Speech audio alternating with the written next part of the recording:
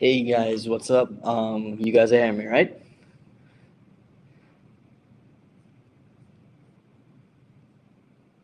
Yeah? Okay. So, hi guys, my name is Antonio, and today I will be giving you all a presentation on how you can shoot a music video using your smartphone. All right, so let's get to it. All right, so the essential elements, you want to script it first, which is what I would refer to as the planning stage of it. You're going to then shoot it, and then you're going to jump into the editing and put your completed project together. All right, so in the planning stage, you really want to spend some time listening to the song, understanding the lyrics and the message of the song, or that the artist is trying to portray. And then you want to think about how you want to portray this message to the wider audience. What you can do as well, you can liaise with the artist for input and ideas from them, because obviously when they are writing the song, they would have an idea of the message or what they are trying to portray, and then they could definitely assist you in the visualization of the song itself. You want to write down important shots that you might want to get, or even create a storyboard. And from experience, I can say that this is very important because a lot of the times I try to depend on my memory to remember these things. I will be on the day of the shoot, and so many things are going on. You just don't remember, and you end up missing stuff that you could have pre planned and written down. And it's just a good practice to have. You want to think about the location you're going to use, because the location will definitely have a big impact in how the audience receives the video, the look of the video, the feel, the mood, that kind of stuff. Don't be afraid to do some location scouting. You and the artist can go to different venues, different locations, agree amongst yourselves if a location is appropriate to use, how y'all can use the location in the most creative way. You want to choose the time of day for shooting. You need to keep in mind that you're shooting with a mobile phone, right? And the mobile phones aren't exceptionally good in low lighting, so you want to make sure wherever you're shooting, as well as the time of day, the lighting is good so that the phone, you can get the best quality out of it as possible. And then you're going to decide if you're going to need additional lighting, if you need to work with some extra lights, if you may need to rent some lights, or if you're just going to use the natural lighting provided by the location. Okay, so we're going to run through a quick equipment checklist. Most importantly, you're going to need your mobile phone. You could use a phone gimbal if you have access to one or if you already own one. But if not, it's not that important. You could do it very well, same way without it. You're going to need some type of editing software, whether it be on your phone, but preferably if you have a laptop, if you can get one of the better editing software, it will only add more value to your production. And I think it's important to mention that as an artist or even as a videographer, even though you're using your phone, you still want to be able to invest in your craft, invest in your skill and talent, because at the end of the day, you want to be putting out the best work possible, the best product possible, so that when people see it, they will have, for want of a better word, they will have a greater respect or appreciation for your art form, because it starts with you. You need to have that appreciation and respect for your art form in order for others to take you seriously. Lights, like I said earlier, are optional. A lot of the times you can use natural lighting. Depending on the mood or the feel that you're going for, you could use additional lighting to enhance that mood or feel. And very important, you're going to make sure you have a speaker for audio playback. All right, so let's take a brief look at camera settings. So on your phone, mobile phones, you have the option to choose between different camera settings. What I like to do is I like to shoot my performance shots at 4K 30 frames per second, because that gives you a slightly cinematic feel in that at 30 frames per second motion, you get a little bit of motion blur from the artist or anything that you're shooting, and it just makes it look a little more realistic to your eyes. Also, at 30 frames per second, it allows more light to enter the camera sensor. So, being said that the phone sensors don't really do that good in low light to begin with, letting in as much light as possible to the sensor, will be an advantage to you. For the cutaway shots or B-roll shots, I always put my phone at 1080p, 60 frames per second, or 4K, 60 frames per second if phones allow. Most newer phones have the ability to shoot 4K at 60 frames per second, which is great. Um, One thing to keep in mind when deciding if to shoot between 4K or 1080p 60 frames per second is the amount of storage on your phone. 4K is a more high resolution quality, in that will definitely lead to it using a lot more space. The video clips will take a lot more space on your phone. So keep that in mind when you're deciding which frame rate and resolution to use. Another helpful thing to do is enable the grid lines on your camera. The grid lines, that simple set of lines, will help you so much in composing your frame, placing your subject within that frame, keeping angles interesting. It's just something that you really want to always have on, and I definitely always have it on whenever I'm shooting with my phone. All right, a couple things you need to do before you start to shoot. You want to take some time and really just look around the location that you're at. You want to make sure the artist is comfortable in the location. You want to make sure that you are also comfortable in the location. You want to make sure that you have your shots that you previously planned out. You can visualize what's going to take place and when. And you're just going to make sure you could use that location to the best of its ability.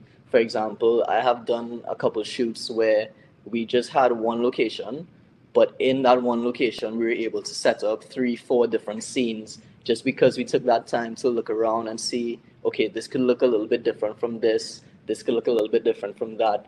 And it just is a big bonus if you take some time, look around your location, explore the creative options. Okay, most importantly, you want to clean your camera lens. Your camera is going to get smudged by your finger, by makeup, all kinds of stuff throughout the day because it is your mobile phone that you're using. You could have it in your pocket, a little grease will get onto it. If you have a glasses cloth, it's always a good practice to keep one on you so that you can wipe your lens whenever you need to shoot. If not, you can simply use your t-shirt and just wipe your camera lens. Just make sure it's clean and smudge free, and guaranteed we'll get some nice clean videos out of it. Okay, so for those of you who are using a gimbal, before you start shooting, obviously you will set up your gimbal on your camera. Sorry, your camera on your gimbal. You would balance it, you'll calibrate it, make sure it's good, working fine, and then you're gonna start going into your performance shots. So when I'm getting ready to do performance shots, I first start by making sure that the light is on the artist, because the artist will be the focus of the performance shot, and you want to make sure that the artist is seen. You want to pay attention to where the light is coming from. So ideally, you want to place your subject. This is for if you're using natural light. You want to make sure that the sun is in front of your artist so that the light is shining on their face. I know sometimes people go for that silhouette look, for example, at sunset time when you want the attention to be on the sunset and not necessarily the artist. The light source, which is the sun setting, will be behind the artist and causing the artist to be silhouetted out. And that is a cool look, in my opinion. If you're going for that, that's all fine too. Another way around that, if you have the additional lighting, you can have that sunset lighting behind the artist and just have another fill light on the artist himself, so that way you can see both the sunset and the artist at the same time. You want to take the artist and position him in the frame that you have pre-planned. You want to use the rule of thirds, which I will get to now. So earlier we spoke about enabling the grid lines on your phone, right? So these lines have 4 points of intersection on the camera screen, and you want to have your artist ideally at one of those 4 points of intersection, depending on which way he's facing. So if the artist is facing to the left, you want to have him on one of the right-hand side points of intersections, and vice versa. If your artist is facing to the right, you want to have him positioned on one of the left points of intersection. It just looks a little more appealing when you have your subject off center, but also you can have your subject dead center using the same grid lines, and if that's the effect you're going for, that's fine as well. One thing with camera smartphones is all the settings are going to be automatic, but you have a few settings that you can manually control for yourself. So one important setting that I always manually use is the exposure, because what you don't want to happen is while you're filming, let's say a cloud passes in front of the sun and there's a change in lighting, your camera is automatically going to compensate for that change in lighting. And during the performance shot, you're going to notice a change in lighting on your camera, on your phone camera. And you want to avoid that. So an easy way to avoid that is just to press and hold on your subject and it will lock the exposure. After you do that, you can slide to the left to the right of the screen to either increase the exposure if the framing is too dark, or decrease the exposure if it is too bright. And you're set to go for a performance shot. Obviously, you'll want to do this after each take because, like I said, the lighting can change while you're shooting, especially if you're using natural lighting. It's beyond your control. So you want to be able to just keep aware of that and adjust your exposure to suit. Also, I like to lock my autofocus, especially if I'm not moving too much, because a lot of the times, let's say, for example, this time I was shooting at Fort George and a bird flew by in front of the artist. I mean, the shot was really cool, but as the bird flew by, the autofocus switched from the artist to the bird, which is not what I really wanted. So locking your autofocus as well can be a great assist. You want to make sure your artist is in focus as well. So simply just tap on the artist, tap and hold, you will lock the exposure and lock the focus on the artist. You want to give attention to interesting angles. So yes, you can shoot some shots dead on at the artist, but like I said, use your rule of thirds. Position the artist a little off center, to the left or to the right of the frame. Don't be afraid to have your artist probably up on a height. You can get low, get some upward shots at the artist. Overall, you want to keep the video as interesting as possible, and an easy way to do that is to mix up your camera angles. Think about angles that different perspectives that you would not be accustomed to seeing, that the audience would find interesting. If you're using a gimbal, try to focus on camera movements. So a lot of the time I see people using a gimbal, yes, but they just basically stand up in front of whatever they're filming. The purpose of the gimbal is to allow you to do movements. So you can have nice panning in shots towards your artist while he's performing. You can pan around. One shot that I particularly like is when I see people doing 360 shots around the artist. So you're there holding the gimbal and you're walking around the artist while they're performing, they're turning, they're singing towards the camera as well. All those things make a video a lot more interesting to watch. Right? So once you have all your preparations ready, you're going to start shooting your performance takes. A good practice to do is to take 3 takes per scene in performances. So you want to take a close take, which is you'll be up close on the artist. You'll probably have from his chest to his head, and you'll have the artist singing towards the camera. Then you want to go for a medium take, so you're going to take a little step back and you're going to have a little bit more of the artist in the frame. You're going to see some more of the background behind him. And then you're going to take a fully wide performance take of the track where you go as far as possible. You're always going to be monitoring your camera screen, monitoring the frame, making sure that you're comfortable with the frame, make sure that it looks nice, and you're going to do your performance shots. Important note to note is that you should always clean your camera after every take, because I don't know, you might touch the lens, you might get a little smudge on it. Always just give it a little wipe after every take and you should be fine with the performance shots.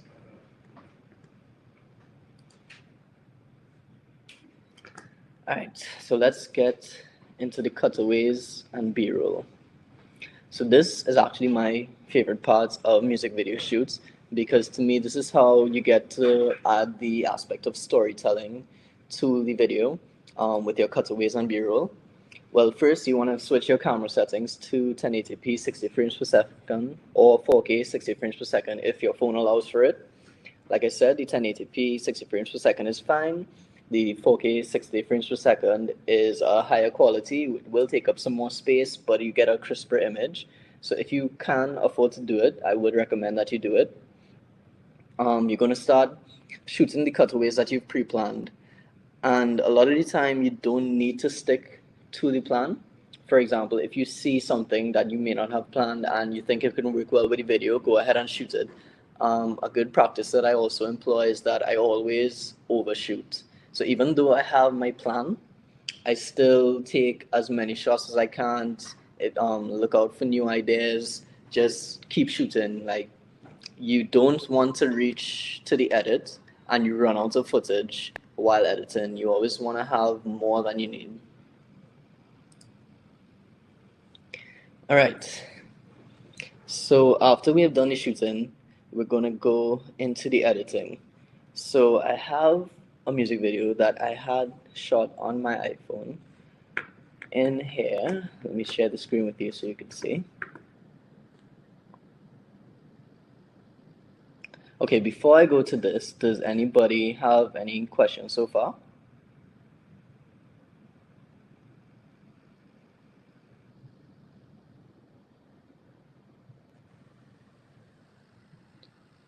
Anybody?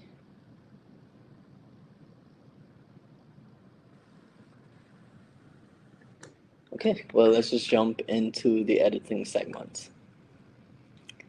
Okay.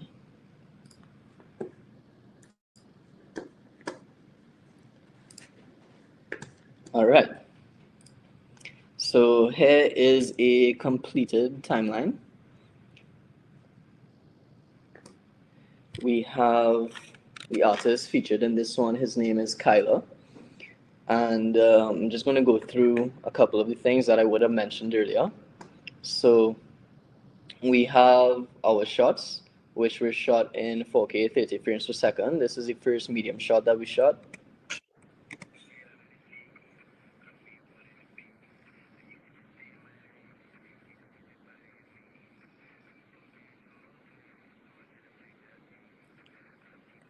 All right. And on that same scene, with that same setting, same background and everything, we switched and we also did a wide shot so that we would have something we could cut to and from in the editing. So just so you can see how it looks.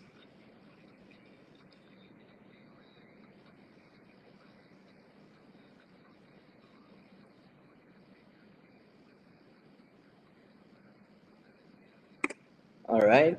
And after we took those shots, I'm not going to spend too much time on this. I'm just going to show you a couple of the other takes we took. So, like I said, we had one location, but in that one location, we used different areas so that we can pile up on our shots, have as much content as we can, and have a lot of stuff to bring into the edits. So we have that wide shot of him on the chair. We have a close shot of him on the chair. A couple of the cutaways we did, I just had him walk off into the sunset like this. The same principles of the wide, close, and medium shots that we use in our performance shots, they still apply to the B-roll shots as well. So here we have the wide shot of him walking off into the sunset, as well as we took a couple close-ups of his feet and the back of his head. And like I said, the purpose of this is to keep the video interesting, not to remain too long on any one particular shot. I also took a good bit of cutaways of the area itself. The area was Fort George, by the way. So we have some beautiful cutaways overlooking the sea, overlooking the city. Sorry. We had this dog that was walking into the sunset. Some more stuff overlooking the city, as well as I just told him to just vibe for me, and I walked around him with my camera. I used my gimbal for this one, and just got different cutaways of him moving. Remember, we're shooting in 1080 60 frames per second for the cutaways, so we can slow down this footage in post-production in the editing.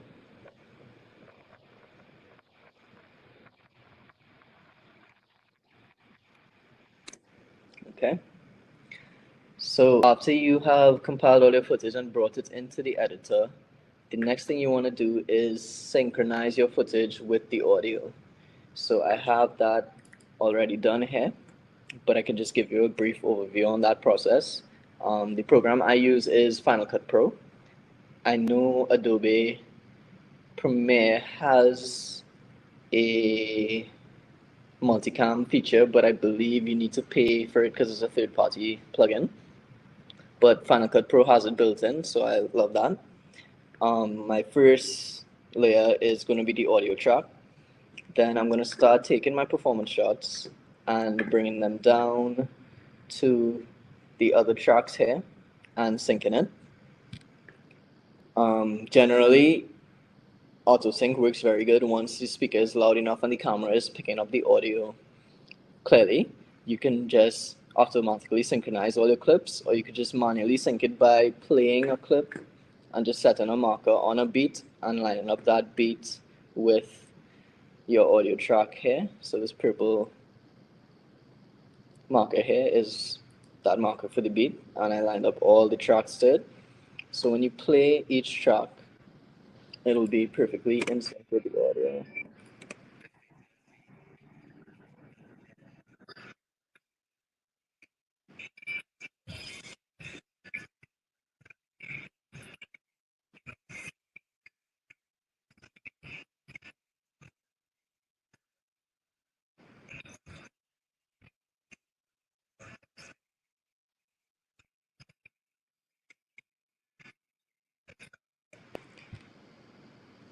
Okay, so we have all our tracks lined up with our audio properly synced. The next thing we're going to do is go and start making our cuts on our timeline. So I have cuts already here, pre-prepped. Let me just turn off a couple of these stuff so y'all can learn as we go along. What you may have noticed, I also have a color grading on the footages already. When I'm done showing you how to put together the project, I'll just give a brief view on how to color your footage. So we have the intro for the song.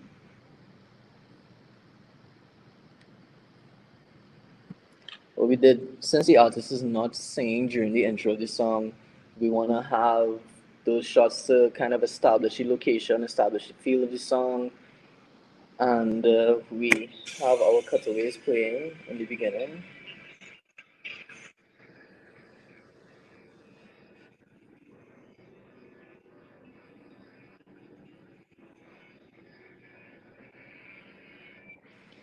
All right, so we have our nice B-roll shots that we shot in 1080p, 60 frames per second.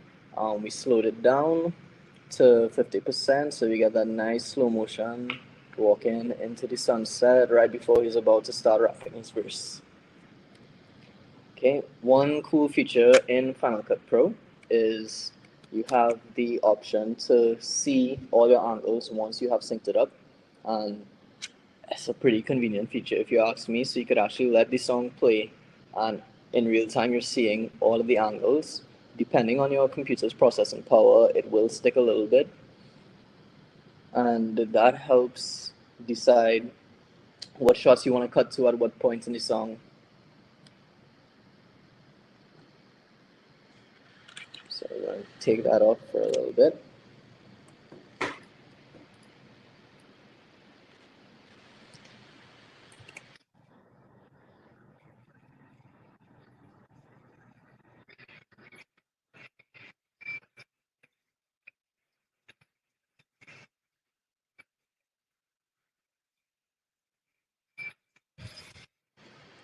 Okay, so if you noticed, I cut to the beat of the music. So when the scene change, it changes on the beat of the music. And to me, it just feels natural, and it doesn't take away from the track per se, because it's going with the timing of the music. So the cuts feel a lot natural. Let me just take a quick pause to see if anybody had asked anything. Okay, everybody seems to be fine so far. Alright, so you're going to spend some time, you're going to cut between the angles that you have shot. You're going to add your cutaways to different areas of the video where you feels like it needs the cutaway.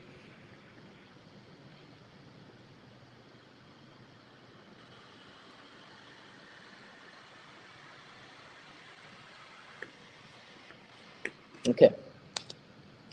So another thing you want to do to the video after you have it nicely chopped up like this, you watch it a couple times, you're content with the cuts that you've made, you're going to add the title of the song, artist name. If you have a logo, you add your logo, which are all these things here.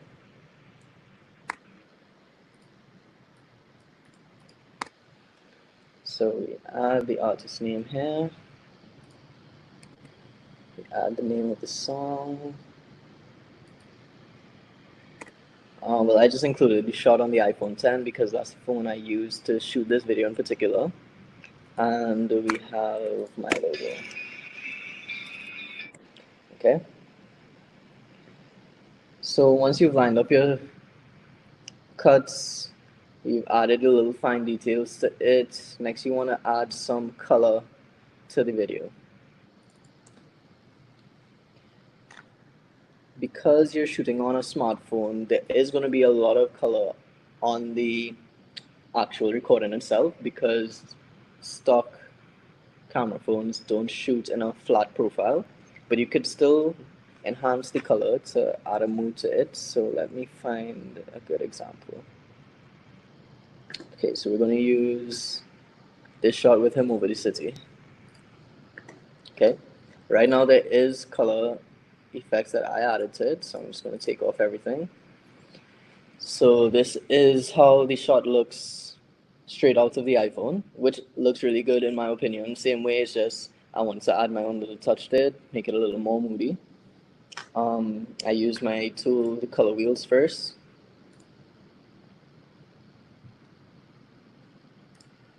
Not that one, sorry.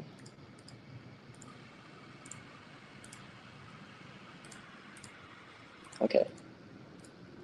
So I actually did not use the color wheels, my bad. We did color curves.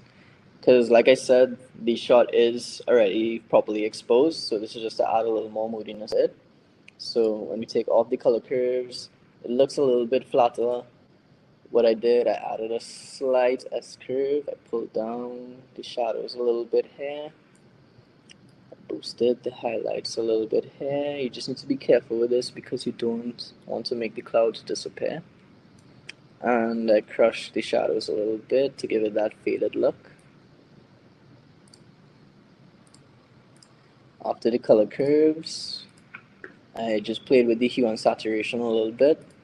So as you can see, this is the before, this is after I played with the hue and saturation. So essentially what I did, I just made the blues a little more teal in color by just taking the blues and changing the color. I'm just exaggerating it for give you all a visual here, but I'm cool with it being a little bit teal here. And I took the greens and I made them a little more yellow to give it that warm feel, that really sunsetty look. But like I said, I could exaggerate it and you could actually completely change the colors of the greens. You can see that they're turning blue here, they're purple here, but I was quite fine with it being yellow.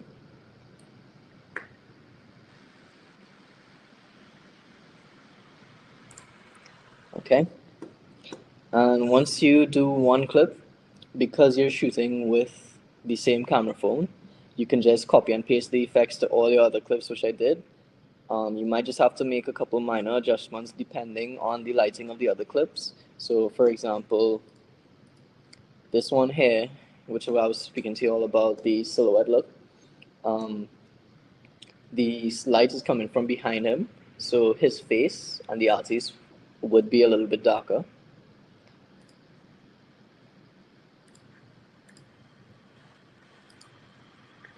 So I still, same thing, added the color curve, took down the shadows a little bit, Add a little bit to the highlights so you can see the sunset a little bit better. Crush the shadows a little bit to give it that faded look.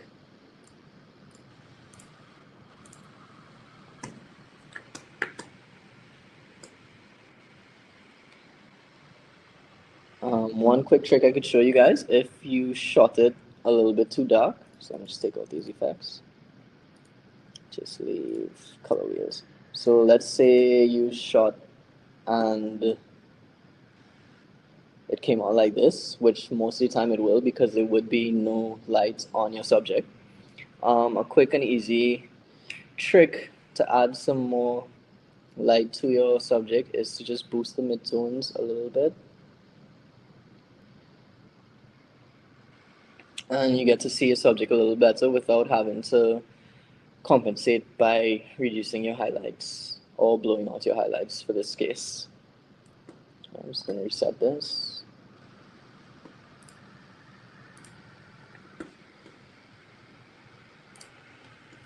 Okay. Another thing I like to do is I like to add a letterbox effect to the footage because, in my opinion, it just gives it that widescreen feel and makes it look a little more high budget, even though you're shooting it on your phone. So different programs have different ways to add it, so I'm not going to go into how I added it here. But this is the put together video, all shot on an iPhone.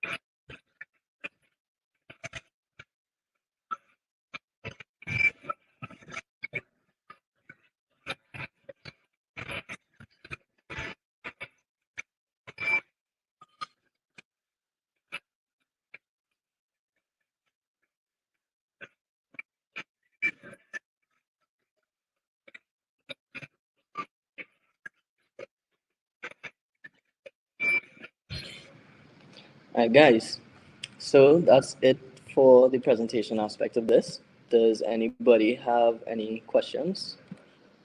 Real questions. Okay, hold on. Give me 1 minute. Let me just go through. Oh, I was looking at the wrong side, my bad. Yes, this will be recorded and posted at a later date. I'll find out that as soon as possible and get back to you on that one. Oh, so it was answered already. Okay. It will be on MusicTT's YouTube channel. So far, so good. No, I did not go through what are the best phones to use. I personally use iPhone. I recently got an iPhone 11. One of the main things I love about that phone is the wide angle lens that they added to it. So I get to take extra wide shots without having to go too far back. Um, Before I bought that phone, I did some research and I found that the Galaxy S10 and S10 Plus by extension had really good cameras as well. It's just me personally, I've been using iPhone, so I felt more comfortable going with the iPhone option. Um, what if you don't have an iPhone? You can use what you use. Sorry, you can use whatever you have. It doesn't matter if you don't have an iPhone. Just still apply the principles that were taught earlier and that pay attention to your Framing in particular, keep that grid line on. Pay attention to what camera settings you're using to record the 1080p 60 frames per second. If you're going to slow down your footage, the 4K, if applicable, 50 frames per second for the performance shot. What are some of the editing softwares? I can touch on mobile and computer editing software. So on mobile, if I need to put together a video quickly, I have Adobe Premiere Rush on my iPhone, as well as iMovie, which are both free apps. And they're pretty easy to use, user friendly. They do have their limitations, but if you just need to slap something together and get it out on social media quickly, it's a great option to have. On my computer, I mainly use Final Cut Pro, just because I actually did courses in Final Cut and I feel like that's the program that I'm most fluent in. So if somebody gives me an idea, I could properly execute that idea within Final Cut Pro. That's my personal preference. Where to change video settings on phone? Okay, so on an iPhone, the video settings are in your actual settings application. You're going to go to settings, camera, and then you can see the options to change the resolution between 4K 1080 and 720, as well as the option to enable your grid. You're going to see that all on the iPhone. Actually, let me just show you all it here.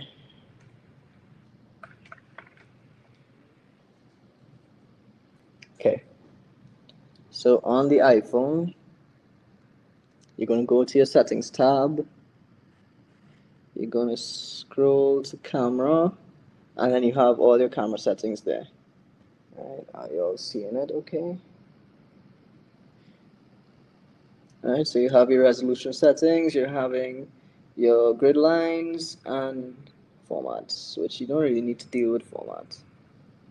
Okay, on Android phones, I believe in the camera application itself, it has a gear icon which you could tap on and you can change your settings from there.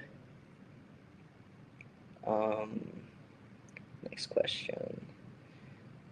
Well, which program is being used? I'm going to assume you're referring to the editing. So the editing program was Final Cut Pro. What software do you suggest you use to edit the videos? Okay, so I mean, it depends on what system you have. I personally will always recommend Final Cut Pro, but it's only available for Mac. Yes, there is a fee attached to purchasing that application, but I think, like I mentioned earlier, if this is something you really want to do, you need to invest in your craft, and it is something that will generate money back to you anyway, so I don't see it as a bad investment at all.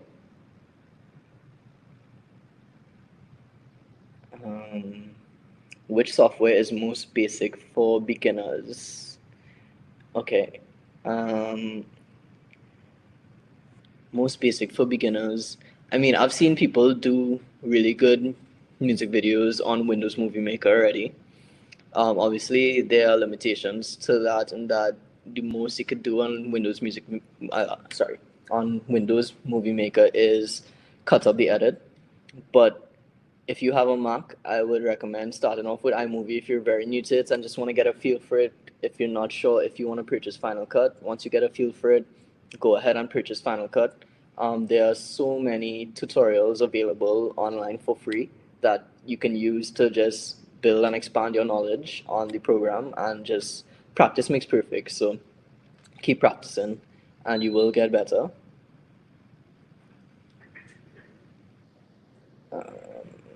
Can this be used to do any song? The basic principles, yes, can be used on any song.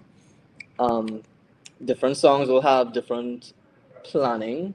So, for example, that song was a hip hop song. The cuts were kind of quick. The movements were kind of quick. However, if you're doing like a slow R&B song, you will obviously use slower movements. You'll have slower cuts in the video. It's all how you edit the video is supposed to match the feel of the song. Is it possible that you can email the tips you listed at the beginning? Sure. Can you just put your email address in the chat, and yeah, we can email you the tips as well. Um,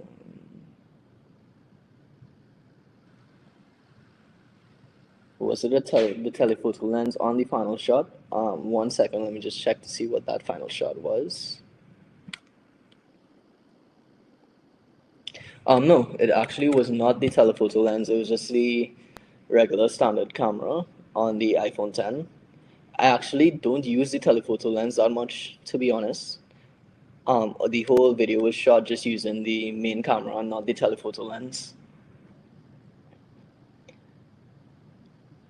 Where can one get training on video editing?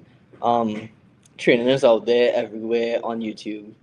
There's like the world of tutorials on YouTube, like tips and tricks, that kind of stuff. That's how I basically learned. One sec, guys. My finger slipped and I lost where I was at in the chat.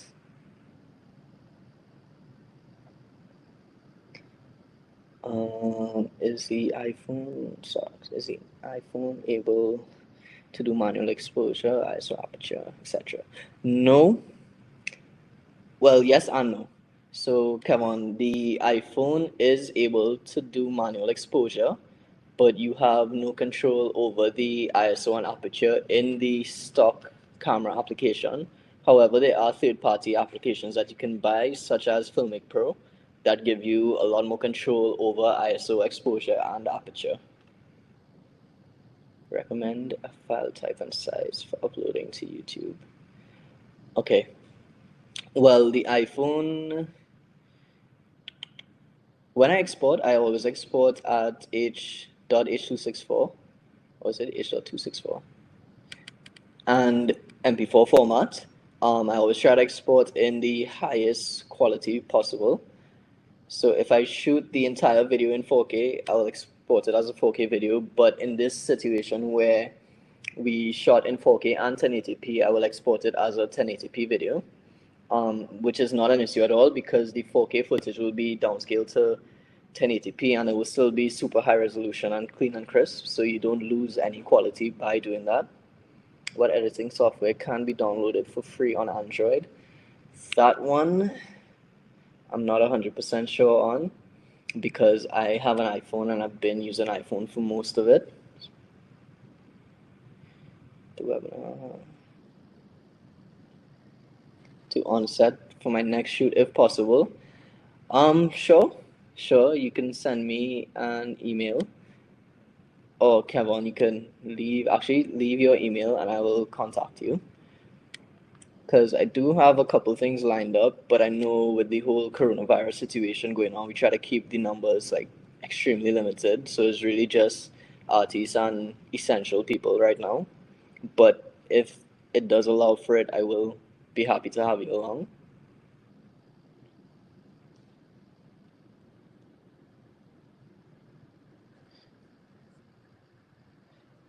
Recommended audio file type or bitrate for music videos. Are you talking about as in the recording or as in the studio recording or in the project settings of the editor?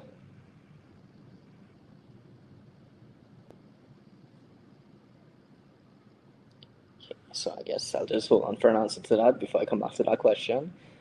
Casey asked, what would you recommend a starting cost for videos to be?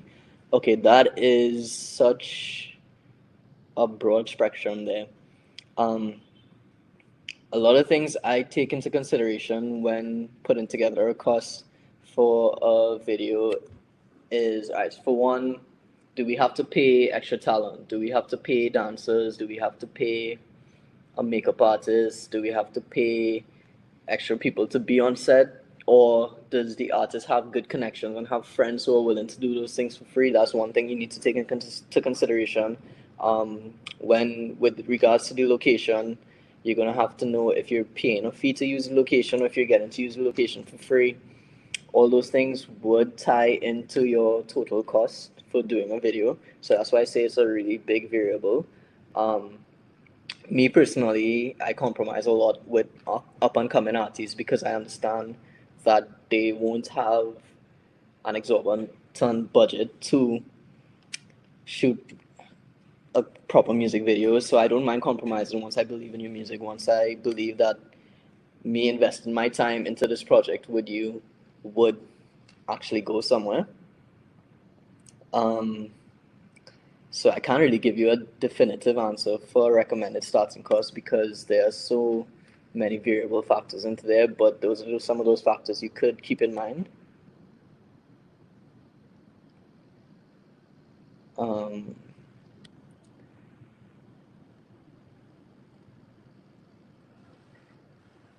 Let me just get some advice for you there, Kareem. Mate, what is your recommended audio bitrate for recording audio? We always do 48K? Yeah. Okay, so 48 kilohertz is the recommended for a 24-bit.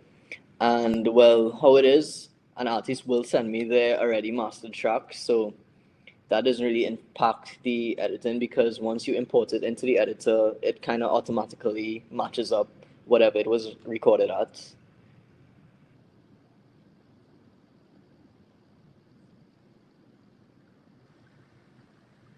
As in live footage sounds to add to the video, add intro and Lisa, you could just give me a bit more clarity on that question, please.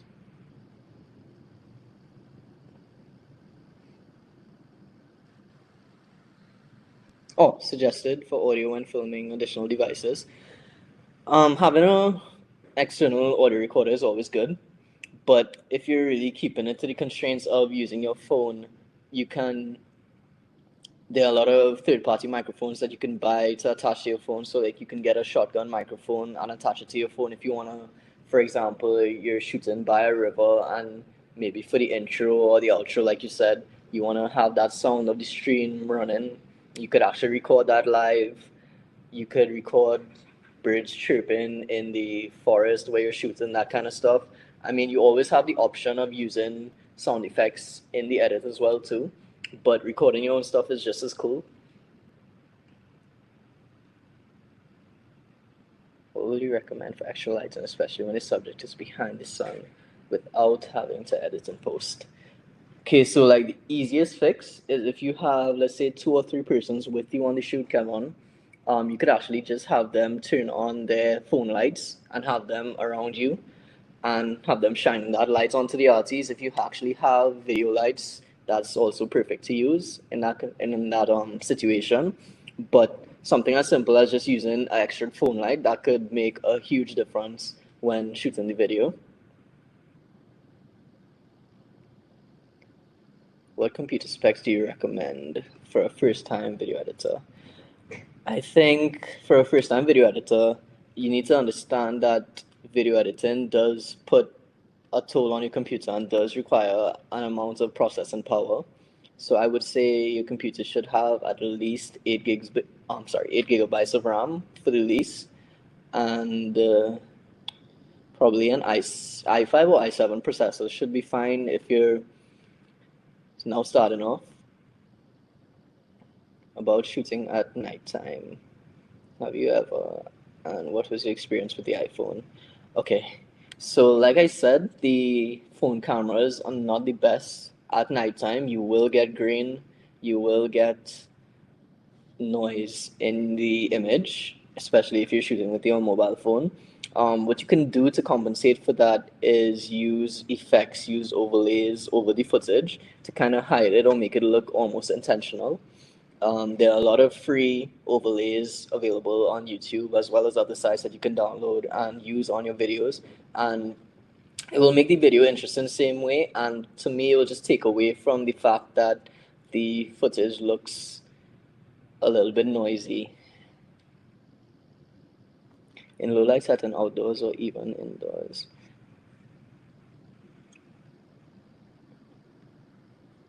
Indoors, let me give you an example. So, for example, I want to film the artist. The scene is he's sitting on a chair in the middle of the living room, but we want to have all the lights off. We want to create a nice ambience, so we just have probably one video light on his face, so you're seeing his face clear. The iPhone camera would do a decent job with it. And once there is some sort of lighting in the area, you're gonna get some decent results that you can work with. What do you prefer, laptop or desktop for video editing? I honestly prefer a desktop for video editing just because of the security of it being in one place.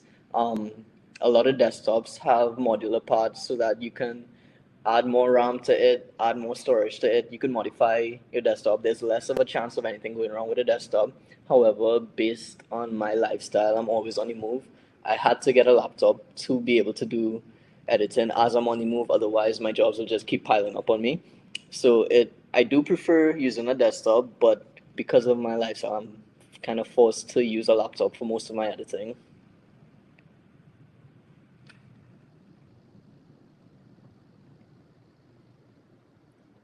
Did I miss anybody's questions?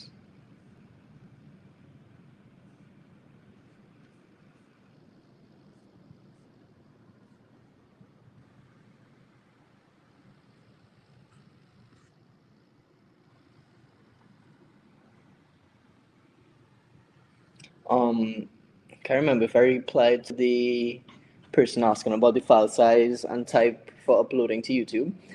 In most editors, you will see under the export settings an option for YouTube.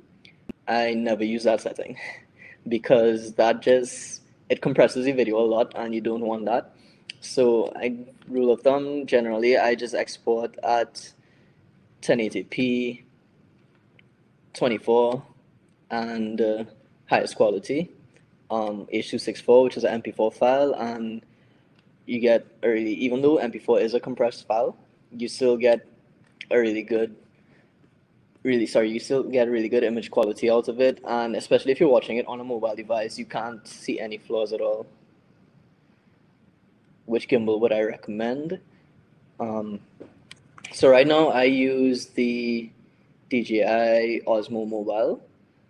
I was actually looking at gimbals last night itself, and I saw Zion has one that actually charges the phone while you use it, and I think that's the only thing I feel the DJI Osmo Mobile lacks, the ability to charge your phone while you're using it, because while you're shooting video, it is going to be running down your phone battery, and then the last thing you want to do to happen is you need to take some shots still and your phone dies on you. And with the DJI, you can't even plug in a power bank and charge your phone while you're shooting it because of the slot the charger port is blocked. So I think design is a good thing to look at. It is I think the same price points of it, but it has that feature which I find is very handy. Are there any attachments you recommend getting to enhance your recording abilities? Of course, of course. So having the phone is just the starting point. So what I was just showing you was what you can do with the most basic setup, but there are so many different attachments that are available to us that could definitely enhance our recording abilities, like the ability to actually buy third-party lenses and attach it to your camera. You can get a macro lens so that you could go in closer on different things. You can get a fisheye lens, which will give you even a wider field of view on the camera. And all of these just attach to your actual camera. And it just gives you more opportunities. You can get a tripod for your phone camera. That way you can have like creative static shots as well too. The options are almost limitless. What is your view on mobile editing on your phone? So, like I said, anything you do on your phone is going to be a bit limited compared to what you can do on a computer. But once you have like the imagination and creativity, I believe you can make a lot of things work. Like there are videos I've done for clients, not music videos per se, but informative videos or educational videos, and I just edit it on my phone. You're going to have to take a lot more time editing on your phone because of the lack of physical features for one. So you're gonna have to exercise some patience. You're gonna have to spend some time fine tuning things to get it exactly how you want. I mean, depending on what you're trying to achieve, a lot can actually be done just editing on your phone. Adobe Premiere Rush as well as iMovie are really good apps for iPhone, and they can be used with other apps to like add text effects and that kind of stuff. So you can do a lot on your phone, editing directly on your phone as well. When I shoot a video for a new upcoming artist, how do I ensure that the video reaches out there if they have no manager? Um, that's a tough one, boy. I mean, I believe in persistence. So I think that once, even if you're a new artist and nobody's paying attention to you right now, consistency is key. You want to be consistently putting out quality content for people to enjoy because it really and truly, I think it takes one hit, quote unquote hit, for all your other music to get discovered. So like you could be putting out 7 tracks and not really getting that much of a build up or hype off of it. But that 8 track that you put out that really connects with the crowd, people are gonna be searching out, be like, yo, who is this guy? Listen to all your other music, and that's how your other music will start to build off of that consistency that you have showed.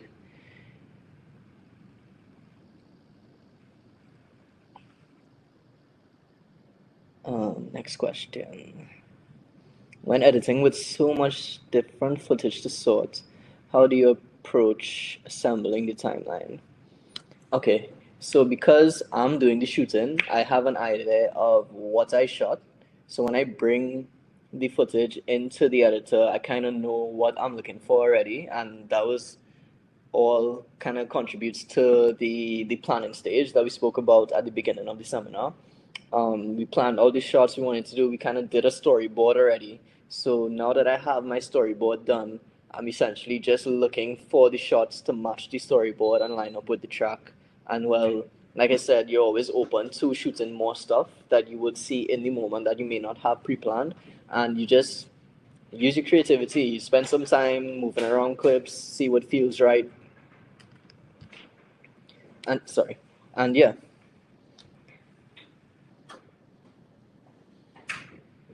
Um, what accessories for the phone cameras? Oh yeah, I'm actually glad that you brought up ND filter because that is something I forgot to mention when the prior person asked about phone accessories. ND filters are actually really great for shooting in harsh sunlight. So what an ND filter basically is it acts like a pair of shades for your camera lens in that it reduces the amount of light coming into the sensor. And that is great because ideally I would recommend shooting at golden hour, which is an hour after the sun rises or an hour before the sun sets. And why I recommend that is because that is when like light is really nice and even in the sky. It's not too harsh at all and it's not too dark. And you get that nice golden lighting, that warm lighting over everything, and it just looks really good straight out of camera. So that's why I always recommend shooting at golden hour. But if you do have any filters, you can get some really nice shots that aren't too bright during the daytime as well.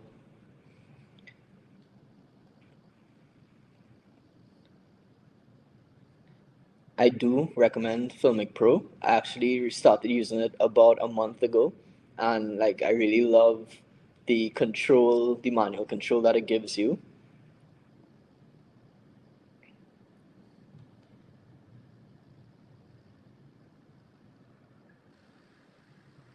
Do I know of any music video distribution platforms?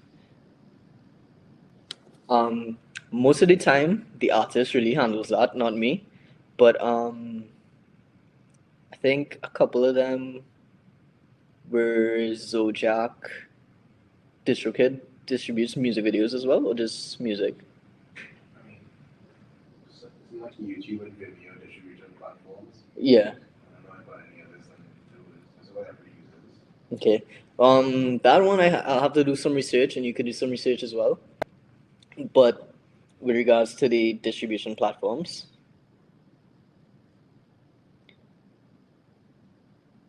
time management with regards to when you're in the field recording and clients are in demand of their projects.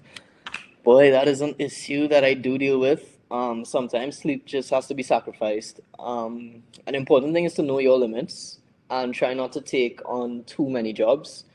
Try to know where you stand at in terms of make sure you could deliver on a timely basis because the last thing you want to happen is that clients have to be running you down for a job that you can't complete because you're doing other jobs. It just reflects bad on you and it kind of shows disorganizational.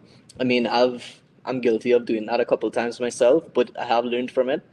And you don't want to build that bad reputation because, again, you can be one of the best, but if you getting complaints about missing deadlines and people can't get onto you and that kind of stuff, you're going to end up building a bad reputation. Word spreads, people are not going to want to work, and you want to avoid those problems if you can.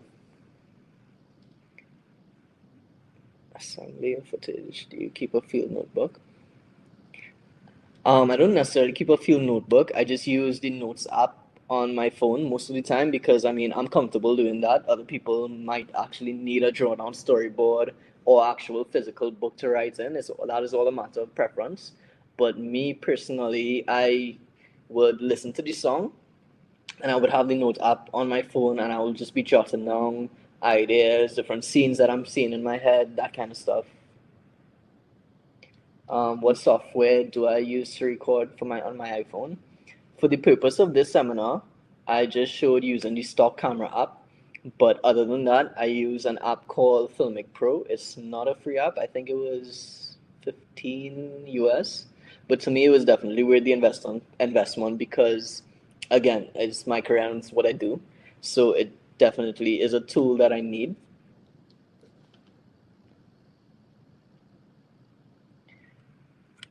I'm trying to shoot videos on my iPhone that capture both my voice and the piano sometimes. They are together and sometimes they are separate. I'm looking for the easy mic solution that captures audio really well and ideally to capture the voice and piano separately or some way to mix the audio after for better quality. I'm also looking for an easy lighting solution.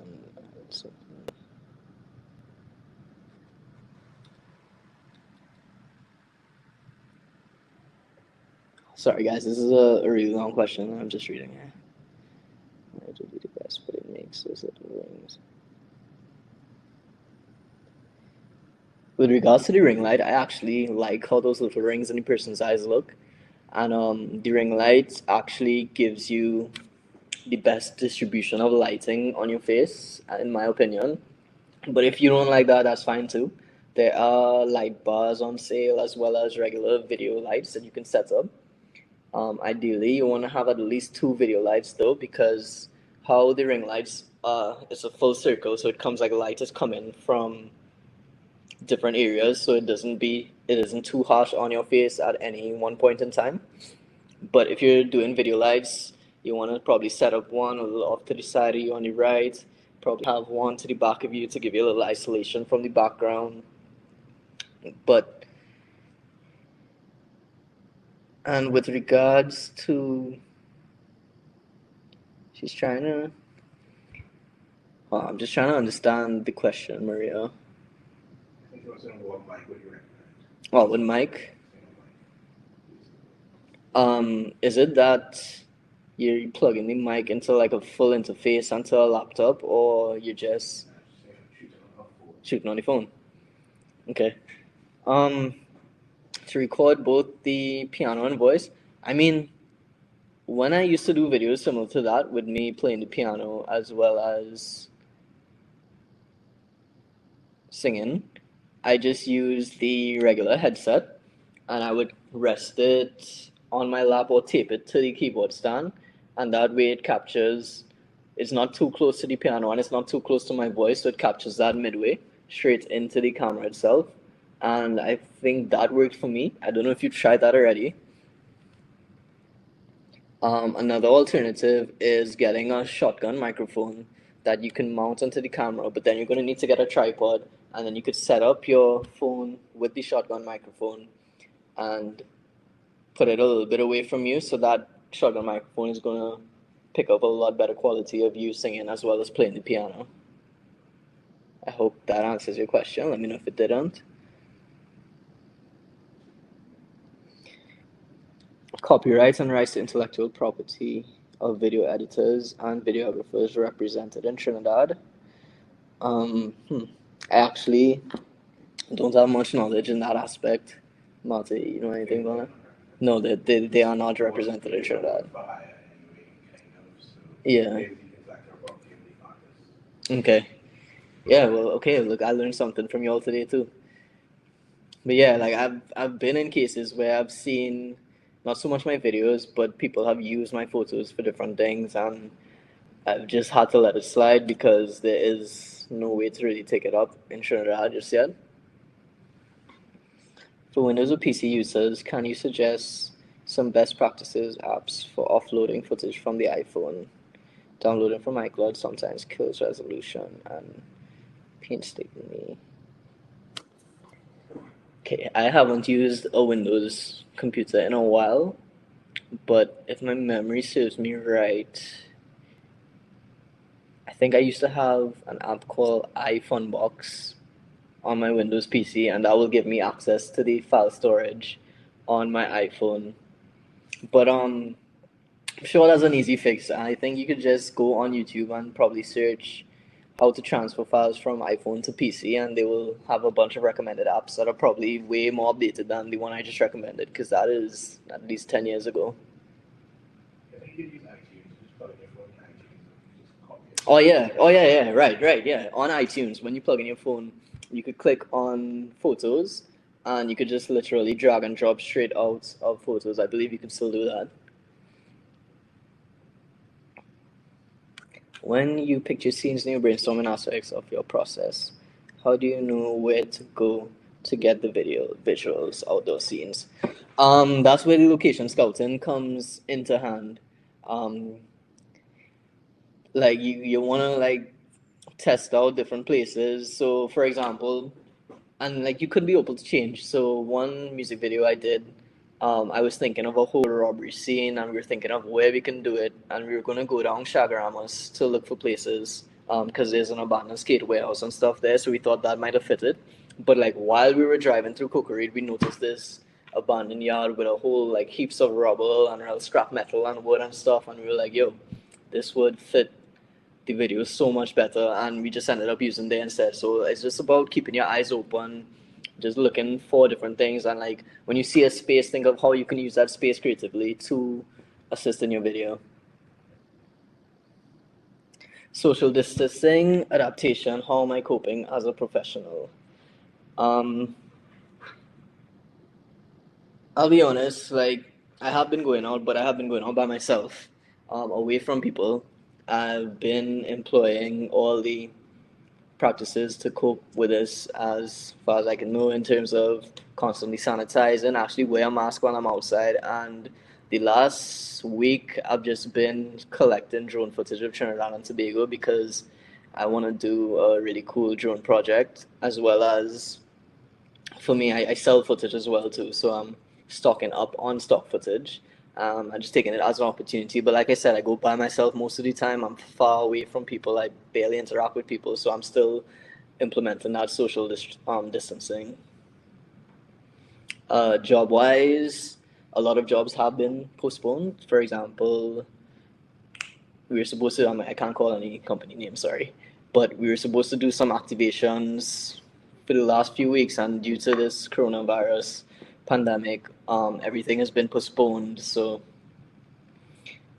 it is a little tough, but I think of other ways to still try and bring an income to the table, and so far it's working out for me. Do you all get permission to use abandoned warehouses, etc.? You should get permission to use it.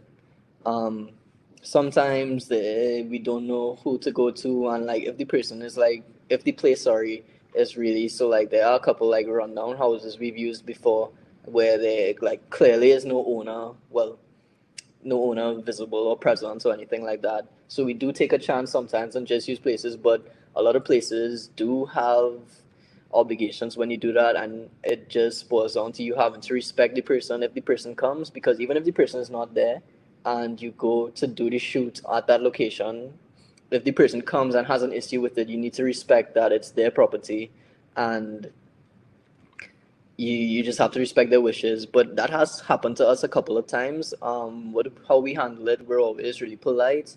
We let the person know what we're doing. We're not really causing any harm. We're not damaging anything. We're just really polite and respectful to them, and then ask them if they're okay with us continuing it or if they really want us to leave. 9 out of 10 times they let us continue. On the odd occasion, we still have to leave. What drone would I recommend for a beginner for photos and videos? Um, I feel like if not the DJI Mavic Pro 2, the first DJI Mavic Pro is one of the most amazing drones. Like I have a Mavic Pro 2 and it's literally always in my bag because it folds up so small and it's produced such good quality and it has a really easy learning curve to it and it's the best in my opinion for somebody who just wants to get into filmmaking. It's very reliable as well.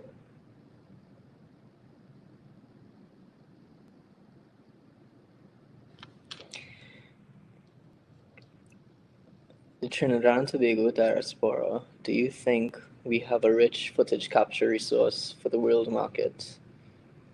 I definitely think that we do. You guys need to remember we live in the Caribbean. We're a tropical country.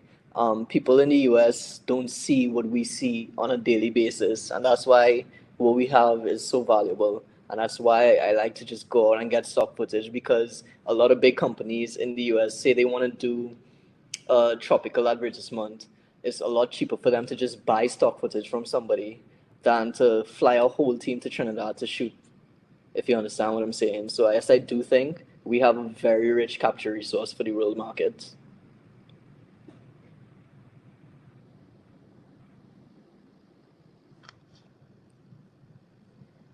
Any more questions, guys?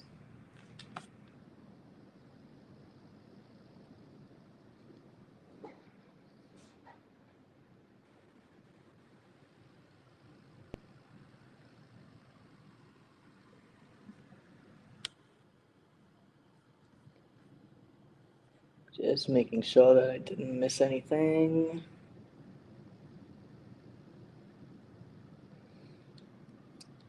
Just touching back on the person that asked if they don't have an iPhone.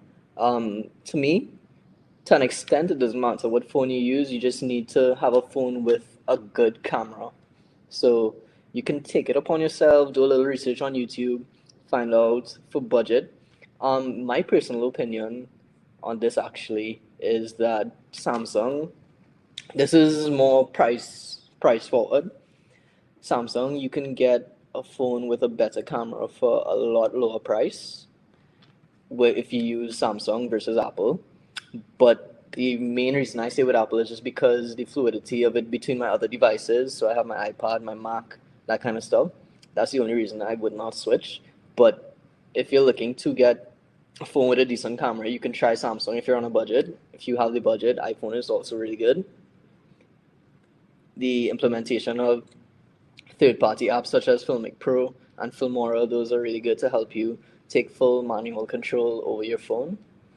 Am I going to do more training sessions? I would definitely like to. As it stands right now, you can follow my Instagram. I started doing some tutorial videos. So essentially, that video I used as the demo today. We did a full tutorial on how that video was shot, and it's on my Instagram as an IGTV video, so you can check that out as well.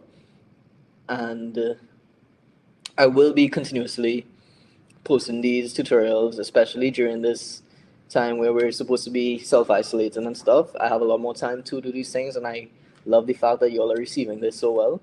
So I definitely will be continuing to do that. Is the audio imported MP3? Janelle. So, oh, let me just reply to Janelle first. So, the audio, sometimes, I mean, that's not really my call per se. I mean, normally I will ask for the wave format, obviously for the highest quality possible. But a lot of times the artists will just send me an MP3, and I mean, for the purposes of YouTube, you don't really hear a difference because YouTube compresses anyway. And it whether I use Wave or MP3, it doesn't make that much of a drastic impact, especially when you're watching it back on your phone. My Instagram handle is at Antonio Achee. Oh, I could type it in. Okay.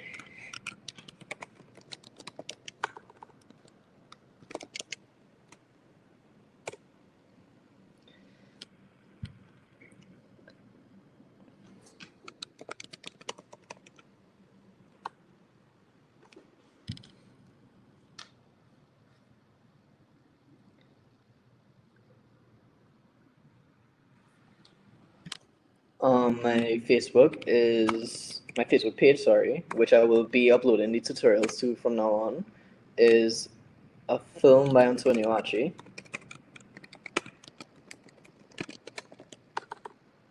Let's get that feeling. So yeah, guys, y'all could just stay connected to me via my social media. I do reply to my DMs. If y'all have any questions, y'all can feel free to DM me anytime. And yeah, all my tutorials in the future will be posted on both Facebook and Instagram. I'm still working on building my YouTube channel at the moment, so within the next few weeks that should be up and running. Do I only do videography? I do mainly videography. I can take photos as well, but I don't enjoy it as much as the videography. So yes, I do photography sometimes, but on a way smaller scale to the videography. And Lisa, I'm glad that you learned a lot. Thank you for coming and tuning in. Okay, guys, any final questions before we look to wrap this up? Probably give it about 5 more minutes. Do I hire freelance video editors? Um, at the moment, no. And I think that's just a personal thing with me because I just have trust issues where quality is concerned. And but I would need to in the interim, and I am training a couple people at right now. So I guess in the near future, I might be open to that idea.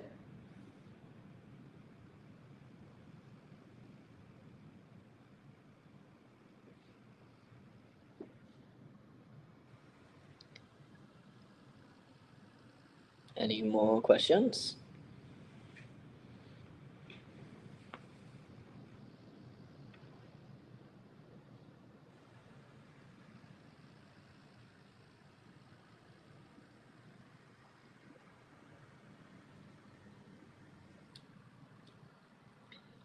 I think a couple things I just want to leave you all with is the fact that you can never stop learning.